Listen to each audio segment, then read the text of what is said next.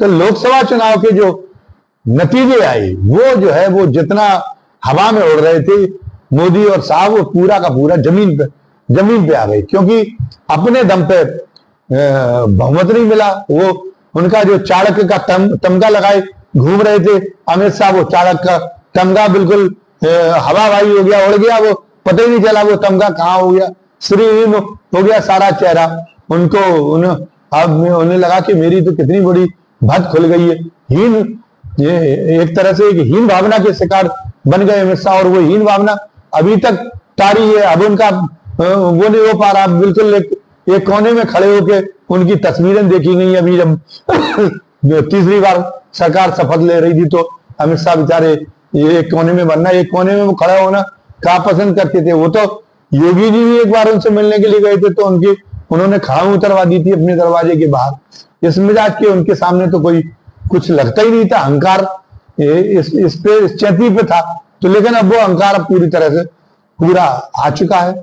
अब उन्हें पता है कि हमारे खिलाफ वसुंधरा राजे जैसी दिग्गज भी हैं, हमारे खिलाफ शिवराज सिंह चौहान भी जैसे दिग्गज भी हैं, और वो नितिन गडकरी जैसे दिग्गज भी हैं, और राजनाथ सिंह का भी कोई भरोसा नहीं है। राजनाथ सिंह भी ये पसंद नहीं करते कि वो, उन्हें तो तभी रिवोल्ट कर दिया था जब उनको दूसरे कार्यकाल में मोदी ने ये कोशिश की थी कि सेकंड नंबर केंद्रीय मंत्रिमंडल में अमित शाह का हो जाए, थर्ड नंबर पर राजनाथ सिंह का हो जाए। उनका विभाग बदल दिया था, अमित शाह को उनका गृह विभाग दे दिया था, वो गृह विभाग जो है वो, और राजनाथ सिंह को रक्षा मंत्री दे दिया। तो राजनाथ सिंह बिफर गए थे और आखिरी में झुकना पड़ा था मोदी को, और सेकंड नंबर पे फिर जो है उन्हीं को रखना पड़ा था राजनाथ सिंह को। तो उन्हें पता है कि राजनाथ सिंह भी उनके उसमें आने वाले नहीं, उनकी अर्दम में रह के काम करने वाले हैं नहीं।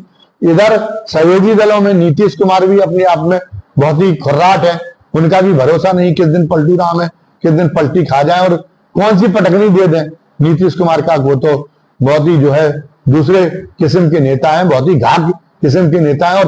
और यही हालत चंद्रबाबू नायडू की है। जितने दिन तक उनको वो अपना उनके राजनीतिक स्वार्थ सत्य दिखाई देंगे, उतने दिनों तक तो वो दिखाई देगा कि वो बड़ी सहयोग की भावना से और बड़ी जो है उसके साथ में चल रहे, और वरना वो आके तैरने में वो कसर नहीं छोड़ेंगे। तो अब ऐसे में उनको ये समझ नहीं आया कि जब तीसरी बार शपथ ग्रहण के बाद में जब योगी प्रधानमंत्री को बधाई देने के बाद फिर पहुंचे बधाई देने के लिए नितिन गडकरी को, राजनाथ सिंह को, और फिर उसके बाद में अमित शाह को पहुंचे, तो उन्होंने अमित शाह को ये बता दिया कि अब हम सरकार अपने तरीके से चलाएंगे। हमारे ऊपर उस समय तक ये था कि ये ठीक है बोलने की कोशिश की जाने लगी थी कि योगी की वजह से उत्तर प्रदेश में हार हो।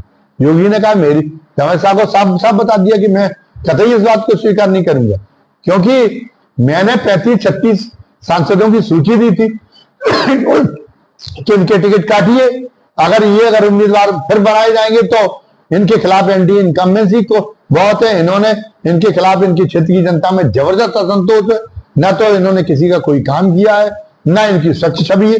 लेकिन आपने उनके टिकट काटे नहीं, आपने उन्हीं को रिपीट कर दिया। एक भी टिकट मेरे कहने से दिया नहीं, तो मैं काय बात के लिए जिम्मेदार हूं। टिकट आप मेरे कहने से देंगे नहीं, अधिकारी मेरे कहने से बनेंगे नहीं, चीफ सेक्रेटरी आपका वो डीएम बना रहा, अधिकारी अपनी तरीके से काम करेंगे, तो हम कुछ कह रहे और अधिकारी कुछ काम कर रहे, तो सारे के सारे फैसले आप वहां बैठ कर लेंगे, डीजीपी आप हमको नियुक्त करने नहीं देंगे, तो हम क्यों जिम्मेदार। हमने कहा ये बिल्कुल नहीं चलेगा, और हमारी तो अपने आप जो तमाम सारे सर्वे हैं वो जाहिर करते, देश भर में लोकप्रियता के नेताओं के सर्वे होते, वो जाहिर करते कि हिंदुत्व के सबसे बड़े ब्रांड के रूप में लोग मुझे पसंद कर रहे, देश के हर कोने में। उत्तर प्रदेश की तो बात छोड़ दीजिए, इसलिए लोग मेरे वजह से नहीं आ रहे, मेरी लोकप्रियता, वरना इन सर्वे एजेंसियों में आती कि मैं तो बहुत बड़ा खलनायक प्रचारित हो रहा हूं। जगह जगह मेरी मांग होती है कि योगी जी आके हमारे यहाँ संबोधित करें। अगर लोग न चाहते होते तो मेरी क्यों मांग होती। योगी मॉडल की चर्चा दुनिया के दूसरे देशों तक में हुई, कानून व्यवस्था तक में। यहाँ पे भी उत्तर प्रदेश में भी जो चुनावी हवा के सर्वे करने वाले जो मीडिया के लोग क्या गए हों, उन्होंने चाहे जितनी गुबार निकला हो अपने सांसद के खिलाफ, चाहे उन्होंने केंद्र के खिलाफ चाहे जितना बार निकाला हो, लेकिन उन्होंने ये कहा कि योगी जी की कानून व्यवस्था बहुत अच्छी है। एक ही प्लस पॉइंट है कि योगी जी की कानून व्यवस्था बहुत अच्छी है, भारतीय जनता पार्टी के पक्ष में एक ही प्लस पॉइंट है। तो उन्होंने कहा मैं कभी इस बात को स्वीकार नहीं करता। तो अब जो है अमित शाह को समझ में आ गया था कि ये अब हम एक तरह से एक नाजुक धरातल पे खड़े हुए हैं, और इस धरातल पर योगी से भी अगर हमने टकराव मोल ले लिया तो भारतीय जनता पार्टी का, हमारा और उनका और मोदी जी का बहुत बड़ा अनिष्ट हो जाएगा। तो उन्होंने योगी जी को आश्वस्त किया नहीं कि आपको अब हम पूरी स्वतंत्रता से काम करने देंगे, आप में हमने पहचान लिया नहीं कि आप में पूरी क्षमताएं हैं, आप अपने तरीके से सरकार वो उत्तर प्रदेश को चला सकते हैं और ज्यादा बेहतर तरीके से चला सकते हैं, हम कोई दखल नहीं देंगे, हम आपको बिल्कुल आश्वस्त करते हैं। तो इस आश्वस्त किए जाने के बाद में तभी ये जाहिर हो गया था, गलतफहमी में थे दुर्गा शंकर मिश्रा रिटायर हो गए। अब मनोज कुमार सिंह जो आए हैं, ये योगी जी के भरोसे के अधिकारी हैं। ये शुरू से वो जब से वो इस अहिर्ता में आए मुख्य सचिव होने की, तब से उनको मुख्य सचिव बनाना चाहते थे ताकि वो उनका प्रशासन उनके मनानुकूल चल सके। और वो केवल उनके भरोसे के अधिकारी नहीं है, मनोज कुमार सिंह को ने हर सरकार में काम किया है और हर सरकार की राय उनके बारे में ये रही है कि मनोज कुमार सिंह एक तरह से परिणामदायी अधिकारी है। वो जो काम हाथ में लेते हैं उसका नतीजा हासिल करके दिखाते हैं, ये उनके अंदर क्षमता है। मृदुल भी है और वो इस बात पर भी विश्वास करते हैं कि अधिकारी की और प्रशासन की सबसे बड़ी कसौटी ये प्रशासन की सफलता की कि लोग कितने संतुष्ट हैं। तो लोगों की संतुष्टि को वो सबसे ज्यादा महत्व देते हैं और ऐसी अधिकारी चाहिए। योजनाओं के नीतियों के क्रियान्वयन के प्रति भी जो है वो जो सरकार होती है उस सरकार की योजनाओं और कार्यक्रमों के प्रति वो निष्ठावान रहते और उनको जो है पूरी धरातल पर उतारने की क्षमता रखते। साथ साथ में वो बेदाग अधिकारी हैं, वो जो है वो भ्रष्टाचार को पसंद नहीं करते और इसलिए उनके मुख्य सचिव पे रहते हुए अपने आप चीजें दुरुस्त हो जाएंगी। अभी जो इस बात के लिए आलोचना होती थी कि नहीं अधिकारियों को सिर चढ़ा रखा है, अधिकारी मनमानी करते, अब लोगों को ये शिकायत नहीं रहेगी, लोग अधिकारियों के नाते इस सरकार की सराहना करेंगे। ये मनोज कुमार सिंह के काम करने का तरीका। साथ साथ में भ्रष्टाचार का भी अंत होगा क्योंकि वो खुद में भी अपने आप में भी ईमानदार है, अपने आप में भी पाक साफ है। तो जो योगी जी पहले कार्यकाल से ये चाहते थे कि जिन अधिकारियों ने लूट मार करके और बहुत ज्यादा कमाई कर रखी है, आय से अधिक संपत्ति की सारे अधिकारियों की सर्वे हो, कर्मचारियों का सर्वे हो और ऐसे अधिकारियों को जेल भेजा जाए, उनकी संपत्ति को की जाए ताकि एक उदाहरण बने और अधिकारी फिर प्रशासन में लोगों का साहस न रह जाए घूसखोरी करने का, लूटमार करने का, गलत काम करने का ये साहस न रह जाए। तो ये भावना अभी तक उनकी पूरी नहीं हो पाई क्योंकि उनके लायक प्रशासन में कम सेनापति नहीं मिला था अभी तक योगी जी को, लेकिन अब योगी जी को सेनापति मिल गया है तो नागरिक प्रशासन में सुधार होगा ही। साथ में एक अच्छी बात यह है कि दीपक कुमार जिनको योगी जी केंद्र से लाए थे जब योगी जी ने कार्यभार संभाला था, ये कह के कि हम आपको गृह विभाग सौंपेंगे, लेकिन केंद्र की अनावश्यक दखलंदाजी की वजह से वो सौंप नहीं पाए थे। जिन दीपक कुमार की भी इमेज एक ऐसे आईएएस अधिकारी के रूप में है कि वो जिन जिलों में रहे वहां पर उन्होंने बिना कोई मुंह देखा लोगों के साथ व्यवहार नहीं करते थे। जो वास्तव में पीड़ित रहा है उन जिलों के लोगों का तजुर्बा रहा है कि उसको वहां पे उन्होंने न्याय दिया जहां पे काम किया और उनकी निस्तारण की क्षमता बहुत ही युद्धस्तरीय तरीके से वो निस्तारित करते, कोई पेंडिंग नहीं रहने देते। तो बहुत ही स्मूथ, बहुत ही गतिशील, बहुत ही सुचारू और बड़ा प्रभावी प्रशासन वो चलाने की क्षमता रखते हैं।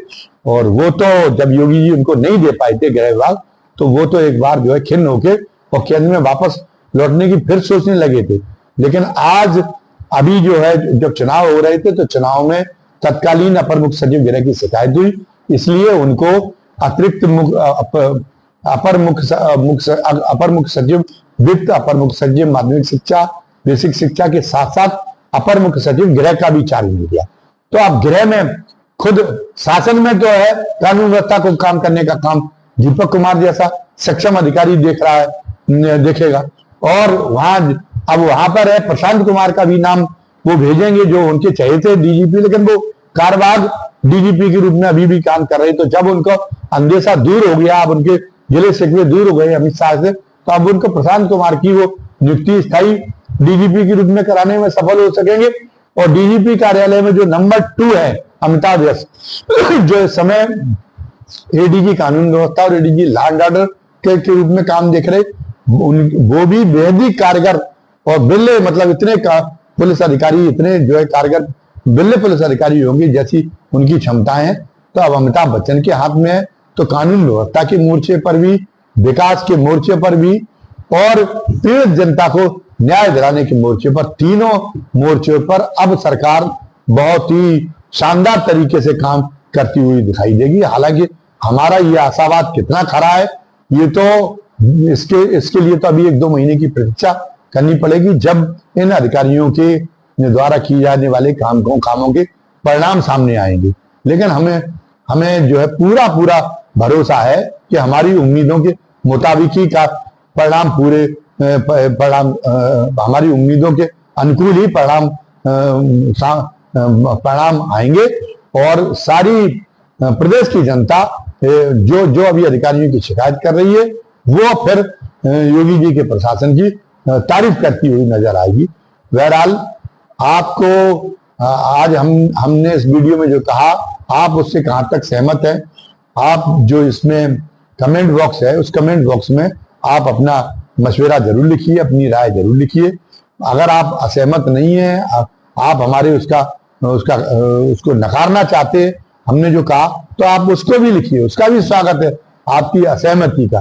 साथ साथ में जो नए दर्शक हैं उनसे हमारी गुजारिश है कि वो हमारे इस वीडियो को आप जो है